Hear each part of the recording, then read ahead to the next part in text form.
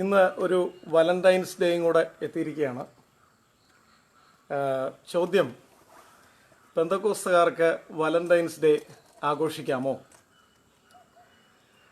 ഞാൻ കുറച്ച് നാളുകൾക്ക് മുമ്പ് എന്നോടൊരു ചെറുപ്പക്കാരൻ, അദ്ദേഹം ഡിഗ്രിക്ക് പഠിക്കുന്നയാളാണ്, അദ്ദേഹം പറഞ്ഞൊരു കാര്യം ഞാൻ ഓർക്കുന്നു. അദ്ദേഹം പറഞ്ഞിങ്ങനെയാണ്: സാറേ, എനിക്ക് തോന്നുന്നത് അധികം താമസിയാതെ എൻ്റെ നിയന്ത്രണമൊക്കെ പോകുമെന്ന് എനിക്ക് തോന്നുന്നുണ്ട്. അപ്പം ഞാൻ ചോദിച്ചു, എന്താ സഹോദരൻ അങ്ങനെ പറയുന്നേ? അപ്പോൾ പുള്ളി പറഞ്ഞു, എൻ്റെ സാറേ, ഞാൻ ഫസ്റ്റ് ഇയറിൽ വന്നപ്പം ഒരു പെങ്കൊച്ച് എൻ്റെ പുറകെ വന്ന് പ്രപ്പോസ് ചെയ്തു. അപ്പം ഞാൻ അവളോട് പറഞ്ഞു, ഞാനിവിടെ പഠിക്കാമെന്നാണ്, എനിക്ക് അതിന് താല്പര്യമൊന്നുമില്ല, എന്നെ വിട്ടേക്കണം. അവൾ വിട്ടു, കുഴപ്പമൊന്നുമില്ലായിരുന്നു.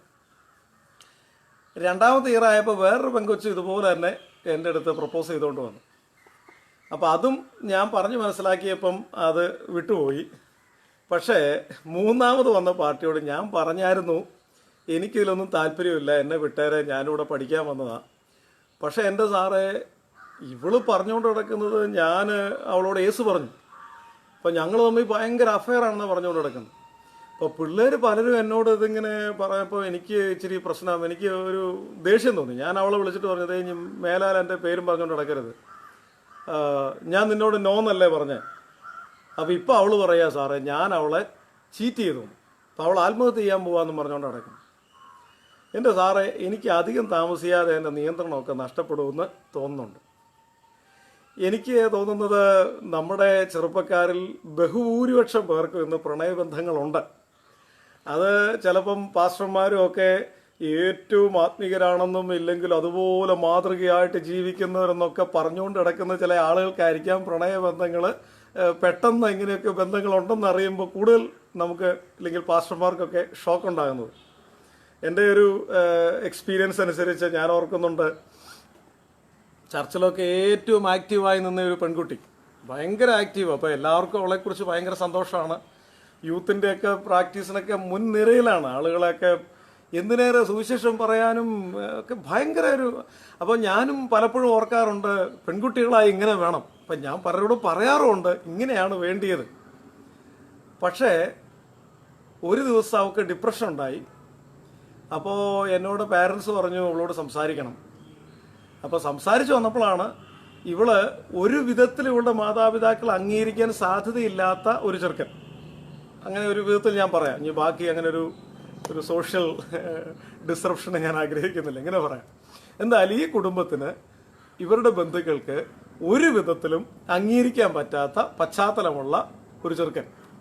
അപ്പോൾ ഈ ചെറുക്കനുമായിട്ട് ഇവൾക്ക് അഫയറാണെന്ന് മാത്രമല്ല, 4 വർഷമായിട്ട് ഇവർ തമ്മിൽ ശാരീരിക ബന്ധമുണ്ട്. അപ്പോൾ ഇത് വീട്ടിലറിഞ്ഞു കഴിയുമ്പോൾ വീട്ടുകാർ പറഞ്ഞു, ഇനി മേലെ നീ പഠിക്കാൻ പോണ്ട, മതി, നിന്റെ പഠിത്തം ഇവിടെ വെച്ച് തീർക്കുക. അപ്പോൾ അവൾ പറഞ്ഞു, ഇല്ല, എനിക്ക് ഇവനല്ലാതെ മറ്റൊരാളെ ഭർത്താവിൻ്റെ സ്ഥാനത്ത് കാണാൻ പറ്റില്ല. അപ്പോൾ വീട്ടുകാർ ചോദിച്ചു, അതെന്താ നീ അങ്ങനെ പറയുന്നത്? ഞങ്ങൾ തമ്മിൽ ഭാര്യ ഭർത്താക്കന്മാരെ പോലെ ഉള്ള ഫിസിക്കൽ റിലേഷൻഷിപ്പ് ഉണ്ട്. ഇപ്പം ഞാൻ പറഞ്ഞു വരുന്നത്, നമ്മളിന്നായിരിക്കുന്ന ഈ കാലഘട്ടത്തിൽ ഒരു 10 വർഷം മുമ്പ് മൂല്യങ്ങളെന്നും 10 വർഷം മുമ്പ് വാല്യൂസ് എന്നും മുറുകെ പിടിച്ചിരുന്ന കാര്യങ്ങൾ പലതും വാല്യൂസ് അല്ലാതായിരിക്കുന്ന ഒരു കാലഘട്ടമാണ്. അന്നത്തെ കാഴ്ചപ്പാടുകൾ ഇന്ന് മാറിപ്പോയിരിക്കുന്ന ഒരു കാലഘട്ടമാണ്. അതുകൊണ്ട് തന്നെ നമ്മുടെ ചെറുപ്പക്കാരിൽ പലർക്കും അറിഞ്ഞുകൂടാ ഏതാണ് ശരി, ഏതാണ് തെറ്റ്. ഇപ്പം ഇന്ന് വാലന്റൈൻസ് ഡേ, ഇന്നെന്താണ് സംഭവിക്കാൻ പോകുന്നത്? പോലീസുകാരും സദാചാര ബോധമുള്ള ആളുകളൊക്കെ പറയുകയാണ്, അനാവശ്യമായ കാര്യങ്ങളൊക്കെ ഞങ്ങൾ കണ്ടാൽ ഞങ്ങൾ ഇടപെടും, ഞങ്ങളുടെ പാർക്കും ഞങ്ങളുടെ പബ്ലിക് പ്ലേസും ഒന്നും ഇത്തരം അനാവശ്യ കാര്യങ്ങൾക്ക് വേണ്ടി ഉപയോഗിക്കപ്പെടാനുള്ളതല്ല എന്നൊക്കെ പറഞ്ഞുകൊണ്ട് ഭയങ്കര പ്രിക്കോഷൻസ് കൊടുക്കുകയാണ്. വാലന്റൈൻസ് ഡേ എന്ന് പറയുമ്പം മാതാപിതാക്കളുടെ ഉള്ളിൽ തീയാണ്. ഇന്ന് എൻ്റെ കൊച്ച് ഏതിലെയാണ് പോകാൻ പോകുന്നത്? ഞാനറിയാത്ത ഏതെങ്കിലും ബന്ധങ്ങൾ എൻ്റെ കൊച്ചിനുണ്ടോ? എന്താണ് എൻ്റെ കൊച്ചിന് സംഭവിക്കുക? വീട്ടിൽ നിന്ന് രാവിലെ ഒരുങ്ങി ഇറങ്ങുന്ന കൊച്ചിനെ സംബന്ധിച്ച് അപ്പൻ്റെ അമ്മയുടെ ഉള്ളിൽ തീയാ. ദൈവമേ, ഒരു ദോഷകരമായ സ്വാധീനത്തിലൊന്നും പെടാതെ തിരിച്ചു കൊണ്ടുവരണമെന്നാണ് പ്രാർത്ഥന. അപ്പം ഞാൻ പറയാനുള്ള ചില കാര്യങ്ങൾ ഈ വാലന്റൈൻസ് ഡേ അനുബന്ധിച്ച് എനിക്ക് നിങ്ങളോട് പറയാനുള്ള കുറച്ച് കാര്യങ്ങളിലേക്ക് വരാം. നമ്പർ 1, ഈ വാലന്റൈൻസ് ഡേ എന്ന് പറയുന്ന ആചാരം ഉണ്ടല്ലോ, ഇതിനൊരു റിലീജിയസ് ഹിസ്റ്ററി ഉണ്ട്. റിലീജിയസ് ഹിസ്റ്ററി വേറൊന്നുമല്ല, റോമൻ സോൾജിയേഴ്സിന്, റോമൻ സൈന്യത്തിലുള്ള ആളുകൾക്ക് വിവാഹം കഴിക്കാനുള്ള അനുമതി ഇല്ലാതിരുന്ന കാലഘട്ടത്തിൽ അവർക്ക് വിവാഹം നടത്തിക്കൊടുത്തയാളായിരുന്നു സെയിന്റ് വാലന്റൈൻ. അതിന്റെ പേരിൽ അദ്ദേഹത്തെ വളരെയധികം ആളുകൾ ബഹുമാനിക്കുകയും ആദരിക്കുകയും ചെയ്തു. അപ്പൊ അന്ന് തന്നെ അദ്ദേഹം ഒരു വിശുദ്ധ പരിവേഷമുള്ള ആളായിരുന്നു. 14-ാം നൂറ്റാണ്ടിൽ ചോസർ അദ്ദേഹത്തെക്കുറിച്ച് കവിതകളൊക്കെ എഴുതാൻ തുടങ്ങിയപ്പം ഇദ്ദേഹത്തിന്റെ പേരും ഈ റൊമാൻസും തമ്മിൽ കണക്ഷൻ വന്നു. പിന്നെ പിന്നെ ആളുകളുടെ മനസ്സിലൊരു ഭയങ്കര സ്ഥിര പ്രതിഷ്ഠ ഈ ഒരു വ്യക്തിത്വത്തിന് കിട്ടി. അങ്ങനെ ഈ സെന്റ് സെബാസ്റ്റ്യൻസ് ഡേ എന്നൊക്കെ പറയുമല്ലോ നമ്മൾ, വിശുദ്ധ ഗീവറീസ് സഹദായുടെ ഓർമ്മ ദിവസം എന്നൊക്കെ പറയുന്നത് പോലത്തെ ഒരു ഓർമ്മ ദിവസമായി സഭകൾ ആചരിക്കുന്ന ഒരു ഓർമ്മ ദിവസമാണ് വിശുദ്ധ വാലന്റൈൻ്റെ ദിവസം. അപ്പോൾ ഞാൻ പറയുന്നത് പെന്തക്കോസ്തുകാരോടാണ്. വിശുദ്ധ ഗീവർഗീസിന്റെയും വിശുദ്ധ അന്തോണീസിന്റെയും ഓർമ്മ ദിവസം ആചരിക്കുന്നതിനെ നിങ്ങൾ എതിർക്കുന്നുണ്ടെങ്കിൽ നിങ്ങൾ വിശുദ്ധ വാലന്റൈൻ്റെ ഓർമ്മ ദിവസം ആചരിക്കുന്നതിനെയും എതിർക്കണം. അതിന്റെ ഭാഗമാകരുത്. അതൊരു റിലീജിയസ് ബാക്ക്ഗ്രൗണ്ട് ഞാൻ പറയും. ഇനി രണ്ടാമത്തെ പ്രശ്നം ഞാൻ പറയാം. നമ്മുടെ, അതായത് പെന്തക്കോസ്തുകാരായ ഒരൊറ്റ ചെറുപ്പക്കാരും വാലന്റൈൻസ് ഡേക്ക് ഒരു പ്രത്യേകതയും കൽപ്പിക്കാൻ പാടില്ല. കാരണം ഏത് വിധത്തിൽ നോക്കിയാലും ഇന്നത്തെ പ്രണയബന്ധങ്ങളിൽ ഒരു പോസിറ്റീവ് സൈഡ് കാണാൻ എനിക്ക് സാധിക്കുന്നില്ല. അതിന്റെ കാരണം ഞാൻ പറയാം. ഇന്നത്തെ പ്രണയബന്ധങ്ങൾ കൗമാരപ്രായത്തിലാണല്ലോ ഈ പ്രണയബന്ധങ്ങൾ ഒട്ടുമിക്കത് സ്റ്റാർട്ട് ചെയ്തത്. ക്ലിനിക്കൽ സൈക്കോളജിസ്റ്റുമാരുടെ സർവേസും അവരുടെ എഴുത്തുകളും എല്ലാം ചേർത്ത് ഞാൻ പറയാം, ഇന്നത്തെ കൗമാരക്കാർക്ക് ഒരു പ്രണയബന്ധം സ്റ്റാർട്ട് ചെയ്താൽ 3 ആഴ്ച മതി അത് ഫിസിക്കൽ സെക്ഷൽ സിൻ എന്ന് പറഞ്ഞ ലെവലിലേക്ക് ചെന്നെത്തി നിൽക്കാൻ. അതിന്റെ കാരണം ഇന്ന് ഒരു 10 വർഷം മുമ്പുണ്ടായിരുന്ന സദാചാര മൂല്യങ്ങളില്ലാത്തതുകൊണ്ടാണ്. ഇന്ന് ഈ ചെറുപ്പക്കാർ മുഴുവനും കാണുന്ന HBO-യിലെയും അവർ കാണുന്ന സ്റ്റാർ മൂവീസിലെയും വെസ്റ്റേൺ സിനിമകൾ മുഴുവനും അവരുടെ മനസ്സിലേക്ക് ഇട്ടുകൊടുക്കുന്ന ഒരു സന്ദേശമുണ്ട്, love is equal to sex. പക്ഷെ വിശുദ്ധ വേദപുസ്തകം അങ്ങനെയല്ല അതിനെ കാണുന്നത്. വിവാഹത്തിന് മുൻപുള്ള ഏത് ശാരീരിക ബന്ധവും, അത് നിങ്ങളുടെ പ്രണയിതാവ്, നിങ്ങൾ കല്യാണം കഴിക്കാൻ പോകുന്ന ആൾ ഈ ആളല്ലാതെ വേറെ ആരെയും കെട്ടത്തില്ലല്ലോ, ഈ ആളെ ഞാൻ കെട്ടാൻ പോവല്ലേ, അധികം താമസിയാതെ ഭാര്യ ഭർത്താക്കന്മാരാകാൻ എന്തൊക്കെ നിങ്ങൾ നീതീകരണം എടുത്താലും വിവാഹത്തിന് മുൻപുള്ള ഏത് ശാരീരിക പാപത്തെയും വേദപുസ്തകത്തിന് വിളിക്കാൻ ഒരൊറ്റ പദമേ ഉള്ളൂ. ആ പദത്തിന്റെ പേരാണ് വ്യഭിചാരം. അപ്പൊ ദൈവത്തിന്റെ ന്യായവിധി വിളിച്ചു വരുന്ന ഒരു കാര്യമാണ്.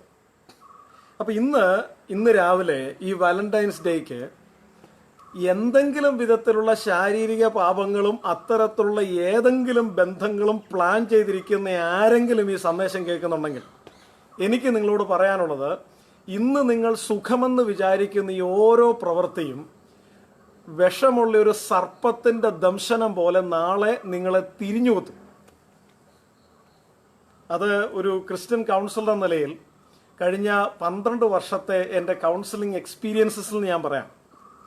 പ്രണയബന്ധവുമായിട്ട് കൗൺസിലിങ്ങിന് വരുന്ന ഒട്ടുമിക്ക ആളുകളും കൗൺസിലിങ്ങിന് വരുന്നത് ഹൃദയം തകർന്ന മാതാപിതാക്കളുടെ അകമ്പടിയോടെയാണ്. അപ്പം മാതാപിതാക്കൾ പറയുന്നത്, എൻ്റെ ഊണും ഉറക്കവും ആരോഗ്യവും എൻ്റെ ജീവിതം മുഴുവനും ഒഴിഞ്ഞു വെച്ചാണ് ഞാൻ ഈ കൊച്ചിനെ വളർത്തിയത്. അപ്പം ഈ കൊച്ചിൻ്റെ ഭാവിയെക്കുറിച്ചും ഈ കൊച്ചിന്റെ ജീവിതത്തെക്കുറിച്ചും എനിക്ക് ചില പ്രതീക്ഷകളും സ്വപ്നങ്ങളും കാണാൻ അർഹതയുണ്ട്. അതാണ് അവർ പറയുന്നത്, എനിക്ക് അർഹതയുണ്ട്. പക്ഷെ എന്താണ് ഈ കൊച്ച് ഇത്രയും വർഷങ്ങൾ പോറ്റി പുലർത്തിയ കയ്യോ കാലോ വളരുന്നോ എന്ന് വെച്ച് കാത്തിരുന്ന എന്നെ ബഹുമാനിക്കുന്നതിനേക്കാൾ അപ്പുറത്ത് ഇന്നലെ കണ്ടൊരു പെണ്ണിനെ, ഇന്നലെ കണ്ടൊരു ചെറുക്കനെ അതിനേക്കാൾ ഉപരിയായിട്ടുള്ള സ്നേഹവും പരിഗണനയും കൊടുക്കുന്നത് എന്താണിത്?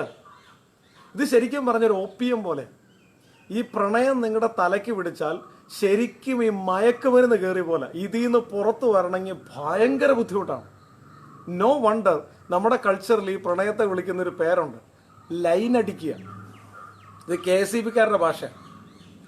അവർ ലൈൻ വലിക്കണമെങ്കിൽ ആദ്യം പോയി ഒരു പ്രദേശത്ത് സർവേ എടുക്കും, പിന്നെ അവിടുത്തെ പ്രതിബന്ധങ്ങളെല്ലാം വെട്ടിക്കളയും. അപ്പം അതെല്ലാം കഴിഞ്ഞ് വെച്ച് പോസ്റ്റ് വഹിച്ചുകൊണ്ട് വരും, അതിൻ്റെ മേളെ വലിഞ്ഞു കയറും. എന്ത് ബുദ്ധിമുട്ടാണെന്നറിയാം. അപ്പോൾ ഇതുപോലെ ബുദ്ധിമുട്ടിയാണ് ഈ പല ബന്ധങ്ങളും രൂപീകരിച്ചെടുക്കുന്നത്.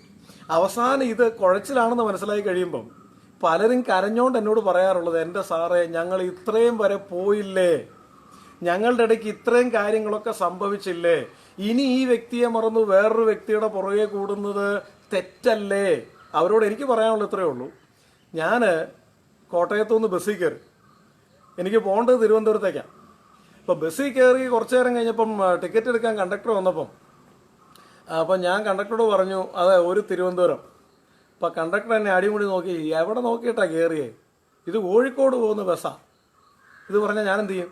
അയ്യോ എന്നാൽ പിന്നെ ഒരു കോഴിക്കോട് തന്നേരെ, കണ്ടക്ടർ എന്തോ വിചാരിക്കും. അങ്ങനെയൊന്നും ഞാൻ ചിന്തിക്കത്തില്ല. തെറ്റായ വണ്ടിയിലാണ് കയറിയെന്ന് അറിഞ്ഞാൽ ആദ്യം ചാടി കയറി പറയും ആളിറങ്ങാനുണ്ടേ, വണ്ടി നിർത്തോന്ന് പറയും. ബുദ്ധി ഉണ്ടെങ്കിൽ അങ്ങനെ പറയും. അപ്പം നിങ്ങൾ ഏതെങ്കിലും തെറ്റായ വണ്ടിയിലാണ് കയറിയിരിക്കുന്നതെങ്കിൽ, അതായത് നിങ്ങളുടെ മാതാപിതാക്കൾ അംഗീകരിക്കാത്ത ഒരു ബന്ധം, നിങ്ങളെ ഫിസിക്കൽ സിന്നിലേക്ക് വലിച്ചഴയ്ക്കുന്ന പിശാചിന്റെ ഏജന്റ് ആയിരിക്കുന്ന ഒരു ബന്ധം, നിങ്ങളുടെ പഠനത്തെ കണ്ടമാനം ബാധിക്കുന്ന ബന്ധം, നിങ്ങളുടെ ആത്മീയതയെ ഇഞ്ചിഞ്ചായി ചോപ്പ് ചെയ്തുകൊണ്ടിരിക്കുന്ന ഈ ബന്ധം തെറ്റാണെന്ന് നിങ്ങൾക്ക് അറിയാമെങ്കിൽ, തെറ്റായ വണ്ടിയിലാണ് കയറിയിരിക്കുന്ന അറിയാമെങ്കിൽ ഇപ്പം ചാടി ഇറങ്ങിക്കോ. സമയം ലാഭം, ധനം ലാഭം, എല്ലാം ലാഭം. അപ്പം അടുത്തൊരു ചോദ്യം, അതെ സാറേ ഞാൻ ഈ ബന്ധമൊക്കെ സ്റ്റോപ്പ് ചെയ്ത് കഴിഞ്ഞാൽ ഇപ്പം ഞങ്ങളുടെ ഇടയ്ക്ക് ഇതുപോലത്തെ കുറേ കാര്യങ്ങളൊക്കെ ഉണ്ടായിട്ടുണ്ട് ഫിസിക്കൽ ലെവലിൽ, അപ്പം ഇതെല്ലാം കഴിഞ്ഞ് വേറൊരാളെ കല്യാണം കഴിക്കാൻ പോകുന്നത് പാപമല്ലേ, അപ്പം അത് തെറ്റല്ലേ എന്നാണ് ചോദ്യം. അതിൻ്റെ ഉത്തരം ഞാൻ പറയാം. ഈ പ്രീ മാരിറ്റൽ കൗൺസിലിംഗ് ക്ലാസ്സിലൊക്കെ പോകുമ്പം ആളുകളുടെ ഒരു ഭയങ്കര ആങ്സൈറ്റിയാണ് ഈ പ്രശ്നം. അതിൻ്റെ ഉത്തരം ഞാൻ പറയാം. ഉത്തരം വേറൊന്നുമല്ല. വേദപുസ്തക പ്രകാരം ഒരു വ്യക്തി മാനസാന്തരപ്പെട്ടാൽ ആ വ്യക്തി ഒരു പുതിയ സൃഷ്ടിയാവുകയാണ്. കർത്താവ് ചെയ്യുന്നത് സകലതും പഴയത് മുഴുവൻ കഴിഞ്ഞു പോയി പുതിയ സൃഷ്ടിയാക്കുക. ഒരു പൊട്ടിയ കയറ് കൂട്ടിക്കെട്ടിയാൽ അത് മുഴച്ചിരിക്കും. കീറിയ തുണി തുന്നാം, പക്ഷേ അത് തുന്നിയാലും പുതിയതൊന്നും ആവത്തില്ല. പക്ഷെ ദൈവം തമ്പുരാൻ ഒരാളെ റെസ്റ്റോർ ചെയ്താൽ ആ വ്യക്തി ഒരു പുതിയ സൃഷ്ടിയാണ്. അപ്പം അതുകൊണ്ട് നിങ്ങളുടെ ജീവിതത്തിലെ ആ പാപങ്ങളെ നിങ്ങൾ ദൈവത്തോട് ഏറ്റുപറഞ്ഞാൽ ദൈവം നിങ്ങളോട് ക്ഷമിക്കുക മാത്രമല്ല നിങ്ങളൊരു പുതിയ സൃഷ്ടിയാക്കുകയൂടെ ചെയ്യും. അപ്പം അങ്ങനെ ചെയ്തു കഴിയുമ്പം നിങ്ങളെ ദൈവം അംഗീകരിക്കും. പഴയത് നിങ്ങളിൽ നിന്ന് മാറ്റി ദൈവം നിങ്ങളൊരു പുതിയ സൃഷ്ടിയാക്കും. അപ്പം അതുകൊണ്ട് ഇന്നൊരു വാലന്റൈൻസ് ഡേ ആഘോഷിക്കാൻ പ്ലാൻ ചെയ്തിരിക്കുന്ന ആരെങ്കിലും എന്നെ കേൾക്കുന്നുണ്ടെങ്കിൽ തെറ്റാണ്. ഒന്ന്, ഇതൊരു വിശുദ്ധൻ്റെ ഓർമ്മ ദിവസം, പെന്തക്കോസ്തുകാർക്ക് പറ്റിയ പണിയല്ല. രണ്ട്, ഇതിനോടനുബന്ധിച്ചുള്ള പാപപ്രവൃത്തികൾ നമുക്കൊട്ടും ചേർന്ന പണിയല്ല. മൂന്ന്, ഇത് മുഖാന്തരം നിങ്ങൾ ചെന്ന് ചാടിയേക്കാൻ സാധ്യതയുള്ള കുഴികൾ, ഇതെല്ലാം കൂടെ കണ്ടേച്ച് വേണം ഒരു തീരുമാനം എടുക്കാൻ. ഒരു തീരുമാനം ചാടിക്കേറി എടുക്കരുത്. കാരണം ജീവിതം അമൂല്യമാണ്. നല്ല രീതിയിൽ ജീവിതം സന്തോഷകരമായിട്ട് കരുപ്പിടിപ്പിക്കേണ്ട പ്രായത്തിൽ കൗമാരക്കാർ ആത്മഹത്യ ചെയ്യുന്നെങ്കിൽ അതിൻ്റെ ഒരു പ്രധാന കാരണം ഇതുപോലെ വിവരമില്ലാതെ ചെന്ന് ചാടുന്ന ചില ചതിക്കുഴികളാണ്. അതുകൊണ്ട് ഒന്നും കൂടെ ചിന്തിച്ചുകൊണ്ട് പക്വതയിൽ അടിസ്ഥാനപ്പെട്ടുള്ള തീരുമാനങ്ങൾ എടുക്കാൻ ദൈവം നിങ്ങളെ സഹായിക്കുമാറാകട്ടെ. Thank you very much. God bless U.